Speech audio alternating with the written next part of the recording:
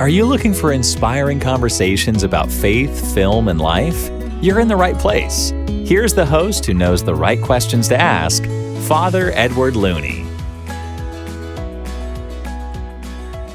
Hey everybody, it's Father Edward. Grateful you're tuning in for another conversation on the podcast.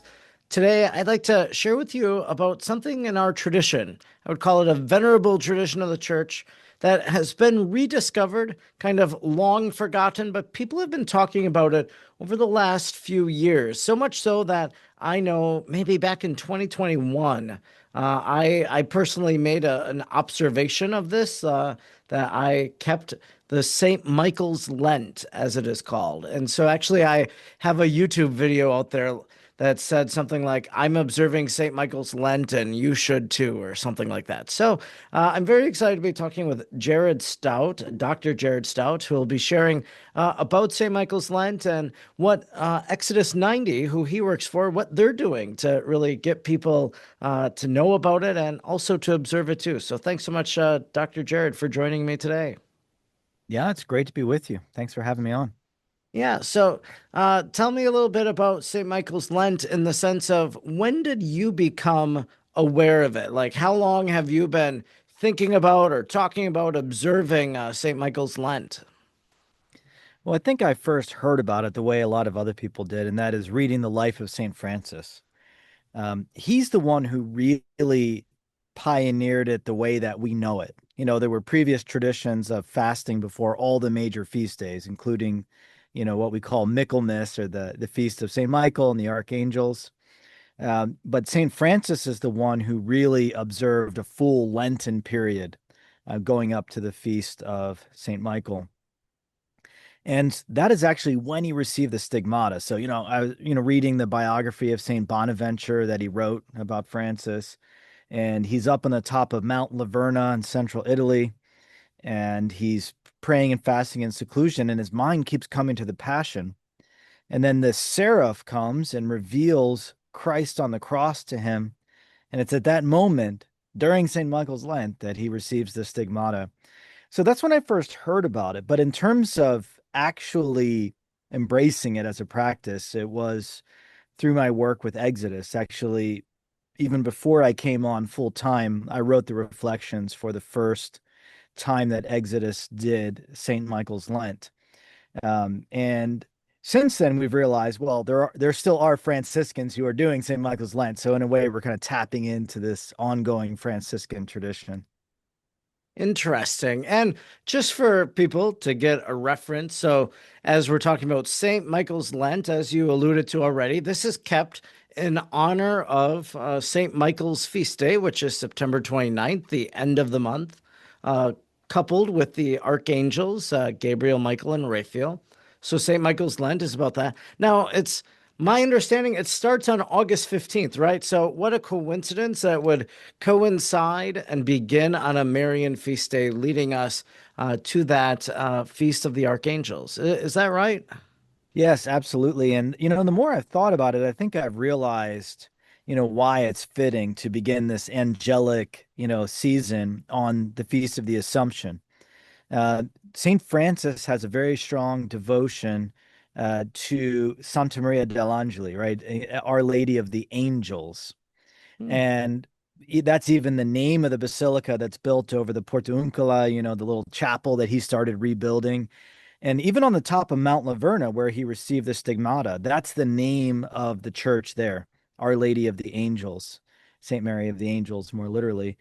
So, yeah, it does seem like Francis was really connecting his devotion to Our Lady with the angels, and she is queen of the angels and the saints, right? So there certainly is a way of understanding this devotion to the angels under the patronage of Our Lady. And you're saying that the saints observed St. Michael's Lent. So St. Francis of Assisi, there's reference in the biography of his that he observed it. So are there other saints that we know of that kept St. Michael's Lent? Of course, probably within the Franciscan tradition, as you referenced, but any other saints that we know of that kept these 40 days? The biggest proponent of it that I could see was Saint Padre Pio. And he also, like St. Francis, had a very strong devotion both to Our Lady and to the angels. And there's a lot of stories of his guardian angel in particular, but he had a strong devotion to St. Michael. Of course, he was always battling the devil. So he recommended to a lot of the lay people coming to him for direction to practice St. Michael's Lent. And he even encouraged a priest to write a book about it. And so there was an Italian priest who wrote devotions for St. Michael's Lent. I was able to find a translation of it. So, yes, the Franciscans have practiced it. So I'm sure there's a number of Franciscan saints. And it was even Blessed Leo who was up on the top of Mount Laverna with him, right? So even as he was doing it, right, there were some other of the first Franciscan saints practicing it. But the fact that Padre Pio was in the 20th century shows us that it really did continue. So it's called St. Michael's Lent. It's kind of mirroring our observance of Lent, preparing for Easter. So we have the 40 days of Lent, and we all know that it's actually like 48 days with the Sundays. So is this quite literally 40 days before the Feast of the Archangels, the solemnity, or do we count Sundays? What's that all look like? So it is like Lent in the sense that it's a 46-day period and you take out the Sundays and you have 40 days, right? Now there are feast days in there, especially the Feast of the Assumption. So that wouldn't be like a day of penance. But when you look back through history, like even when the Annunciation fell in the middle of Lent, they would not eat meat on those days. They wouldn't fast, right? But they didn't have that sense that you can't do any penance on a major feast day. Like some people, we've gotten pushback, like, hey, you can't do any penance on a feast day, and that's hasn't been part of the Catholic tradition. But we do honor those days, right? And we do lessen our observances on those days and take on celebratory tones. And so we are celebrating Sunday. That's actually one of our disciplines. Make sure you honor the Lord's Day and you really celebrate this as a day of the resurrection. So, what are some things that people could do to observe St. Michael's Lent? I think when I did it, I gave up beer or something like that. Maybe it's a moment that people double down on the rosary again. Maybe, especially with it being a Marian feast day that begins on, maybe people have fallen lax in their rosary. And so they're like, okay, on the Feast of Our Lady of the Assumption, I'm going to pray the rosary for these days of St. Michael's Lent. And, I know there's a personality, Gabriel Castillo, who's really a proponent of praying the 15 mysteries of the rosary. So maybe during St. Michael's Lent, you pray all the entire rosary, the traditional 15 mysteries, or the 20 with the luminous. Maybe that's what people could do. So, what are some of your recommendations? I know you work with Exodus, which is very popular because of Exodus 90, which is about like detoxing from the culture in terms of social media and things like that. So what are your recommendations? Well, I think a few things. It is an angelic season. And so in the past, we've read the book of Revelation, we read the book of Tobit to really follow the angels. So praying to your guardian angel, I think number one. So if you could say the guardian angel prayer and the St. Michael prayer every day of St. Michael's Lent, that would be fantastic. Since this is a Franciscan period, connected to him, I recently read The Little Flowers of St. Francis, and I also mentioned St. Bonaventure's biography. I've read that a couple of times. So that would be some good reading. At Exodus 90, we're going to be reading two of Paul's letters, Ephesians and Colossians, and we're actually connecting that to the anniversary of the Nicene Creed, 1700 years this year. So we're looking at this cosmic vision of faith and how we can really enter more deeply into that, because that's how we can even become aware of the angels. Now, St. Francis was called an angelic man because he was so focused on the Lord, just like the angels were, just all of his attention being poured out in that way. And he would even pray through the night. So, Father, if you did it a couple of years ago, you would have missed this. But last year, we started a practice of making a night vigil once a week. So we're going to wake up at 2 a.m. Friday morning, and we are going to do a holy hour. And I've created some devotions, actually praying some of the Psalms, reading the Gospels on the Passion, because that's what St. Francis meditated upon, and then some excerpts of the life of St. Francis. We're also giving up social media and the news during St. Michael's Lent for the same reason, to help us focus, right? Keep our focus on God. And now, if someone wants to tag along with Exodus 90, you want them to go all in, or could they just say, "Okay, I could sign up for, I could agree to a part of this," but what are your thoughts about not going all in with Exodus 90?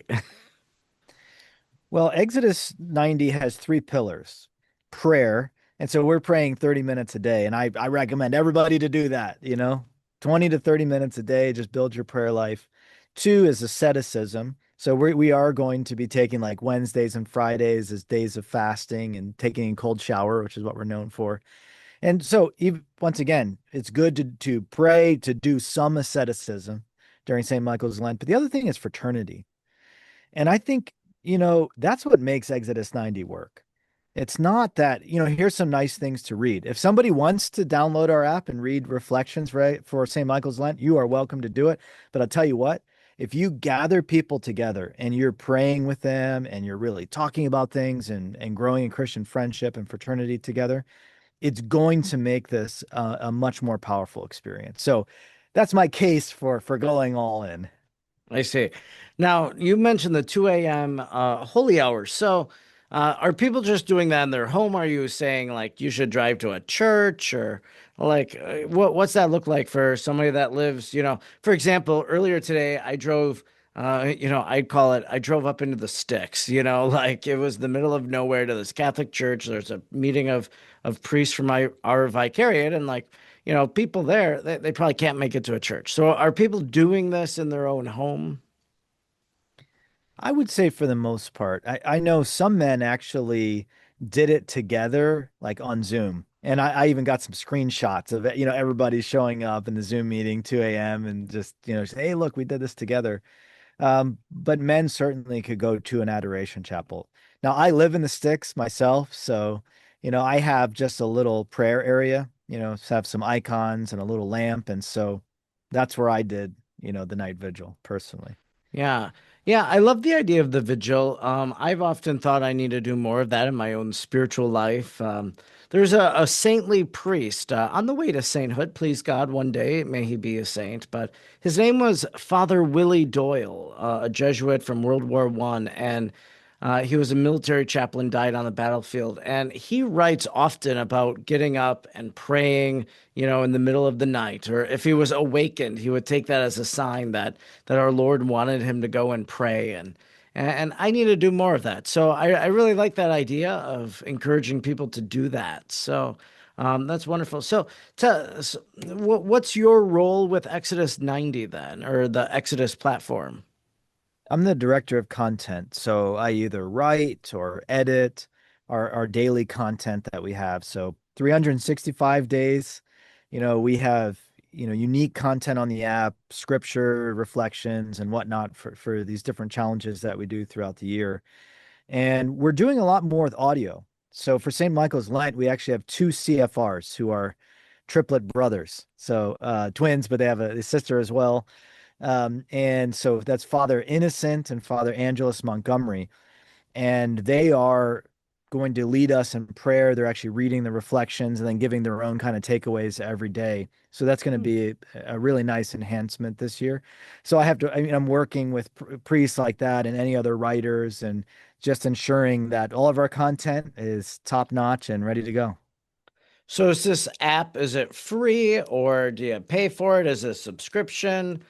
What's that all about? So it's an annual subscription. And since we're Exodus 90, I mean, we have the most people come to our app for Exodus 90 itself, the 90 days up to Easter. So we basically say it's $1 a day for Exodus 90, but then you get the whole entire year. So it's an annual subscription. If you join for St. Michael's Lent, you can stick around and do Exodus 90 too. Okay, sure. And you mentioned that you've organized this in the past, that there have been other times you've read different things or whatever. So, what are the takeaways that people have had as they observe St. Michael's Lent? Yeah, what have people said about it? So this will be year number 4 that we've done this, and it really is becoming a beloved tradition for our men. So we've had very good feedback, And even this year, we're a lot of men are gearing up for it, creating fraternities, spreading the word at their parishes. So we've been really overwhelmed, like in a positive sense, right? With just, the feedback that we've gotten from the men. And I would say that St. Michael's Lent has become a fixture of who we are and what we do. That's great. Now, you mentioned our men, right? And so this is primarily aimed towards men. Are women participating in St. Michael's Lent? Or are they doing something on their own? Or what? Yeah. What about the different gender roles? I won't say that women don't, get subscriptions to our app and read along in our content, but I will say that, we have an apostolate for men, right? That's who we are. We serve men. We gather them together in fraternity, and there are other groups. There's Fiat 90 that form to try to give a similar experience for women. And then Hallow is doing some reflections for St. Michael's Lent this year as well. So women certainly would be welcome to join that. Yeah, so what you're saying is a lot of people have taken notice of St. Michael's Lent, and they're like, let's reclaim this. The next thing we need to reclaim as a church is Ember Days, just a greater awareness of them and those days of penance and fasting too. And we do observe them on the Exodus 90 app. And so we will be doing that during St. Michael's Lent. We'll be observing those fall Ember Days the week after the exaltation of the cross. Okay, well, that's wonderful. Well, St. Michael's Lent, it's a venerable time in the church beginning August 15th, goes up until September 29th, the Feast of the Archangels, especially St. Michael, the namesake of St. Michael's Lent. So, yeah, I would say if you're wanting to do something, if you're like, I missed out on Lent, or I wish it was Lent already, or I need a spiritual boost, well, this is the time. So now we know about St. Michael's Lent, and we can begin engaging and doing our prayer, penance, and asceticism and all that. So thanks so much, Dr. Staudt, for sharing about St. Michael's Lent and what Exodus is offering. Thanks so much for having me on. If you liked today's episode, be sure to subscribe, rate, and review wherever you're listening. And don't forget to stay up to date with what Father Edward is doing by following him on Facebook, X, or Instagram at the handle @FrEdwardLooney. Thanks for listening, and please join Father Edward again next time for another inspiring conversation.